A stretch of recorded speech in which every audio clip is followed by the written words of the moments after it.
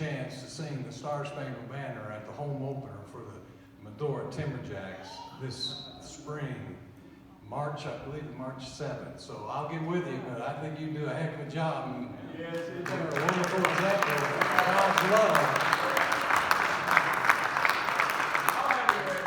All right. We got to practice now. Get ready. As Clarence said, my name's Joey Sicting. I'm the general manager of the Medora Timberjacks. How many know about the Medora Timberjacks? A few of you. If I told you you could go see pro basketball better than Indiana, better than the Pacers, for $10, would you do it? Absolutely you do it. Let me tell you what we got going on in Medora before I get to Dr. King. But 3 years ago, we were approached by Kent Benson. Everybody knows Kent Benson, right? And Kent was the commissioner of a small league called the Hoosier Basketball Association. And we were approached about whether we thought there'd be any interest in having a team. And really, we wanted to have a team, first of all, in Bedford. And we said, yeah, we found out the particulars and delved into it a little bit more, and was right at the time when COVID was rampant. So we couldn't find a high school to play in. Nobody wanted to let us in to play during those times, except tiny Medora. And we're lucky that our coach is also the head basketball coach for the varsity boys team at Medora. Yes, so we had a little tie in there, and that helped things out. But we made it work. We had our first year in Medora. We actually inherited a team from California because California was shut down completely. No basketball of any type getting played there. So they sent us a team, and we played. We learned a lot. We had a lot of fun. And the next year, we were approached by a league called the TBL. And you probably haven't heard much about the TBL, but you're going to soon. They're this close to having a national sponsor. So if you look at the hierarchy of pro basketball, you have the NBA, right? NBA, G League, and the TBL is next. So we're like a AAA baseball team for the Cincinnati Reds or for whomever. We have great talent. We have guys that come from all over the country. My job is to go out and find the best talent that I can find that's not playing in the NBA or not playing in the G League or playing overseas. We have lots of guys that are coming to us this year from Armenia, played in Armenia, Luxembourg, Lebanon, all across the globe. And they're all from names you would know, UTEP, Indiana. We had Maurice Creek on our team last year. And so we've got the talent that is a heartbeat away from making that step to follow their dreams. help them, Lord. To absolutely help them, Lord, to make it one heartbeat away. We have a guy right now who's our best player. I got a call from an agent last week, and he said, guess what, we want your guy. And we're all about pushing players up and out. That's our job. We want them to come to Medora,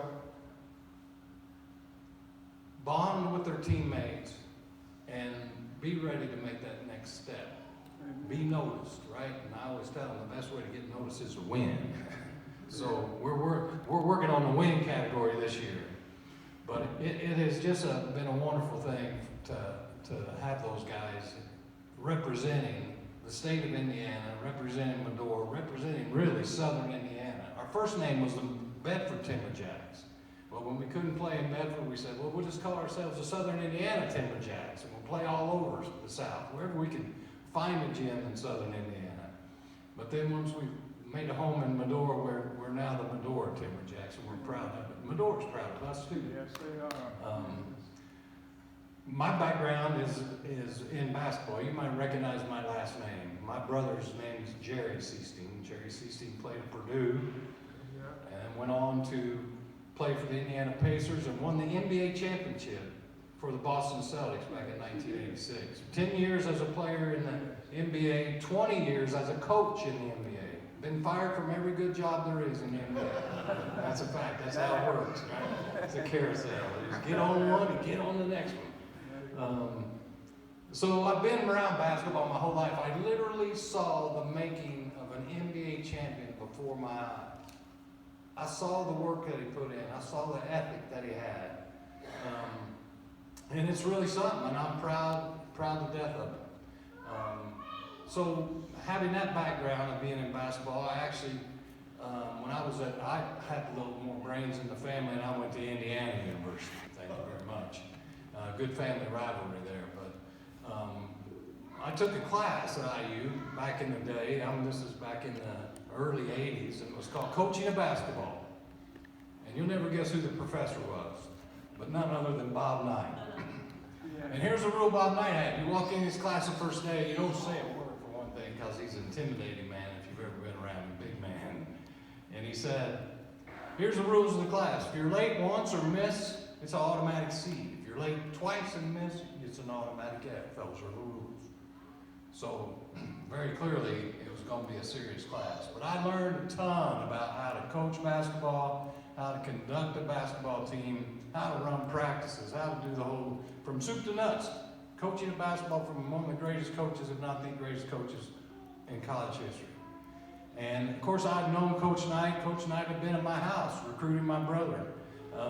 I'd been down to IU with my brother on tours and whatnot. So Coach kind of picked on me a little bit, which was fine. You know, he had a thing that he'd said, when you're going to be a coach, you got to be a great public speaker. I'm not saying I am one, but he said, you're going to be asked questions all the time, and you got to be able to stand up and give a coherent message.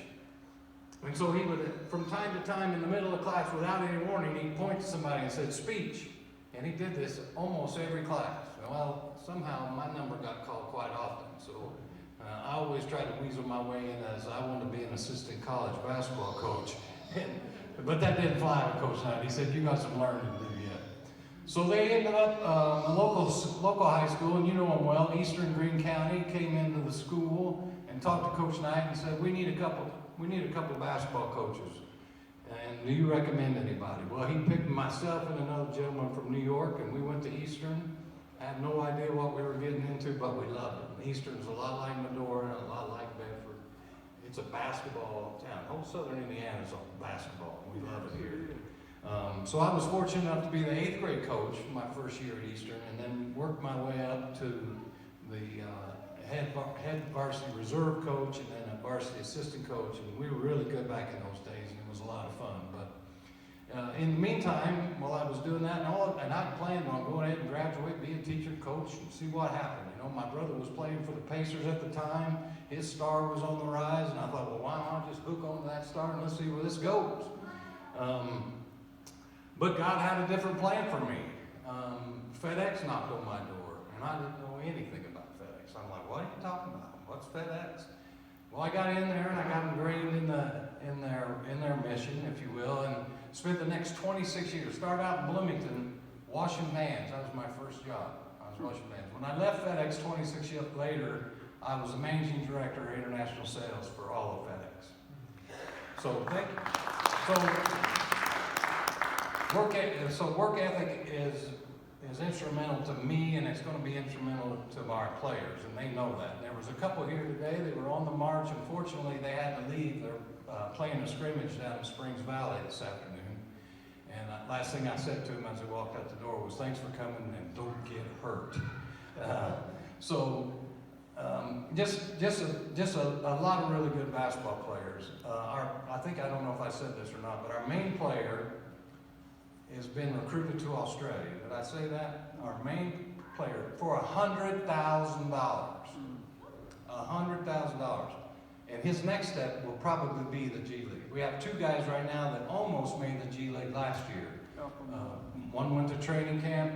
One was invited to a private workout. So we have talented guys. We have guys that are just a heartbeat away from going to the NBA or to the G League. We had 5 guys from the TBL get called to the NBA last year. A lot of them on 14-day contracts, some of them on 7-day contracts, but we are the real deal. And if you want to come and see some exciting, high-flying, slam-dunk, three-point shooting basketball at a high level, come over to Medora and check it out one time. If you come and you don't like it, you find me and I'll give your money back. I'll pay for your gas back home. That's how serious I am about what you'll like. You'll like what's on the court.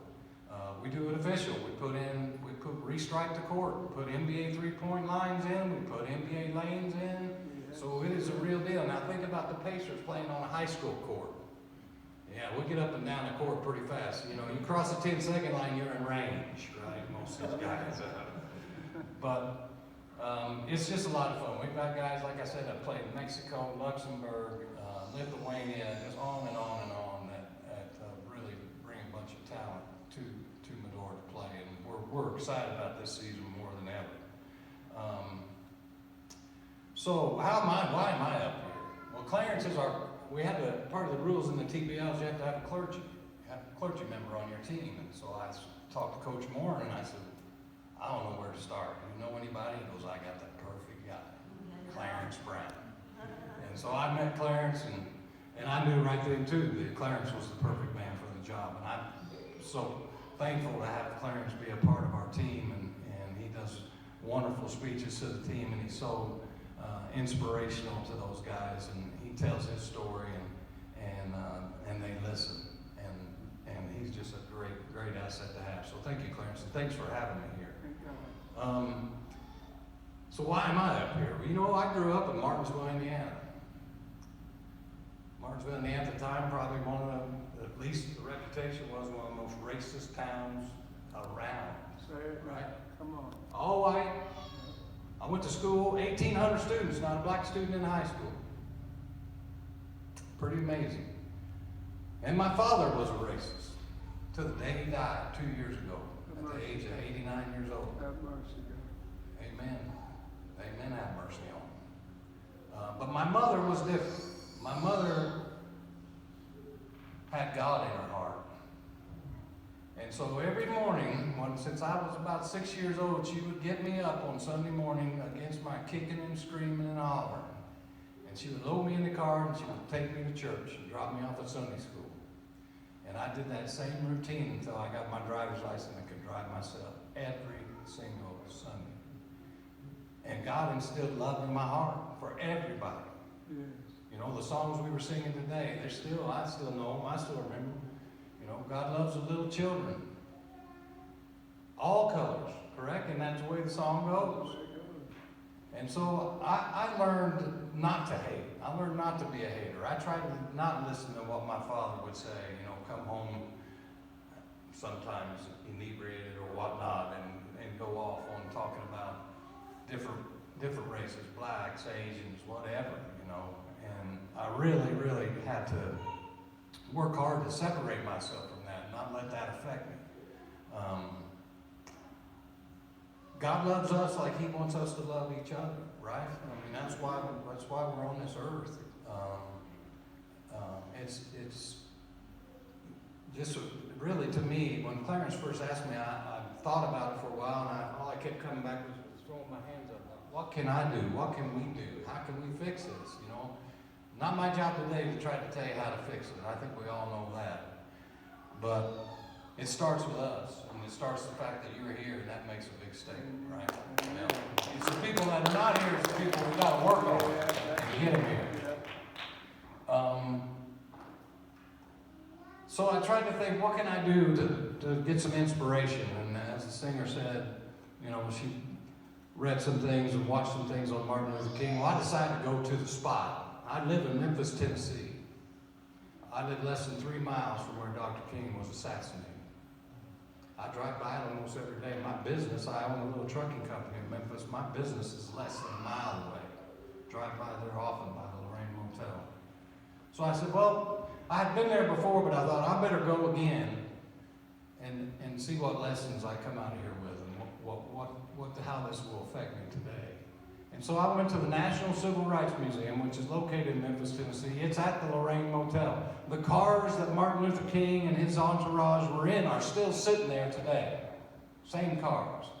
And there's a wreath on the balcony right where he got shot.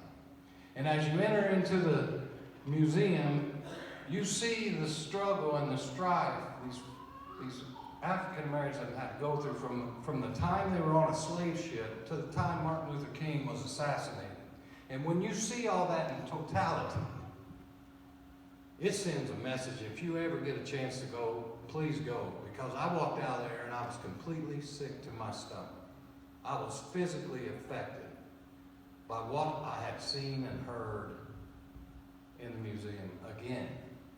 And as you walk out towards the balcony and literally stand right where Martin Luther King was shot, you see his bedroom on one side, you see his second bedroom where his people would stay, and it was truly moving. I mean, I was just not brought to tears, but brought to the sense that, man, how did we let this happen? How could this go on in this country? The land of the brave and the land of the free, right? And all of us. And so I left there and I did the same. I watched a couple more documentaries and read a lot from what Martin Luther King had written through the days. And I think the two things that I walked out of there with, besides the upset stomach, was God and love. That was the two themes that ran all the way through that museum, from the start to the finish, was God and love. And where does that start? Where does God and love start? It's got to be in your heart. Where do they learn? Where do we learn? You learn, you teach your children to do right. You teach your children to love their neighbor as thyself. And if you're not getting taught that, then you come out like I could have come out.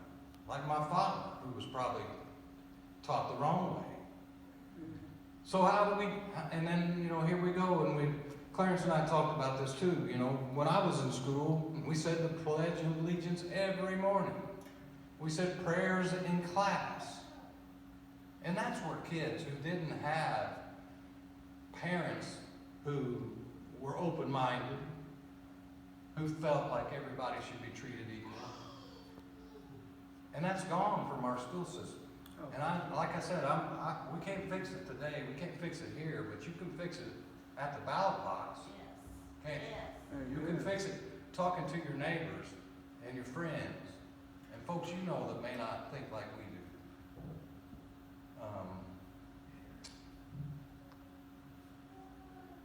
So Clarence told me the theme was unity in the community. And I thought, well, what a better example for that is what we're doing in Medora, right? Luke Friedman, who used to write for the Seymour Tribune, wrote, "You can't believe what's going on in Medora. They just brought in 12 black Americans,